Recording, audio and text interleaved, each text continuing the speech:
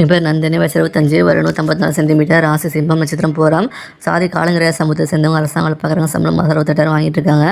குடும்பம் சகோதரி யாரும் கிடையாது, சகோதரி ஒருத்தங்க இருக்காங்க, திருவண்ணாமலை மாவட்டத்தை சேர்ந்தவங்க. இந்த பெண் வரம் பிடிச்சிருக்கு அப்படின்னா அவங்க விருப்பத்தை கமலில் சொல்லிடுங்க. என் பேர் சிந்து, வயசு 30, வயது 156 சென்டிமீட்டர், ராசி தனுசு, நட்சத்திரம் மூலம், சாதி காடவரைய சமூகத்தை சேர்ந்தவங்க, தனியார் கம்பெனியில் வேலை பார்க்குறாங்க, சம்பளம் மாதம் 18,000 வாங்கிட்டு இருக்காங்க. குடும்பம் சகோதரி ஒருத்தங்க இருக்காங்க, சகோதரி யாரும் கிடையாது, அரியலூர் மாவட்டத்தை சேர்ந்தவங்க. இந்த பெண் வரம் பிடிச்சிருக்கு அப்படின்னா அவங்க விருப்பத்தை கமலில் சொல்லிடுங்க. என் பேர் அகல்வேய், வயசு 34, வயது 160 சென்டிமீட்டர், ராசி மகரம், நட்சத்திரம் திருவோணம், சாதி சம்பூரிய சமூகத்தை சேர்ந்தவங்க, அரசாங்க வேலை பார்க்குறாங்க, சம்பளம் மாதம் 53,000 வாங்கிட்டு இருக்காங்க.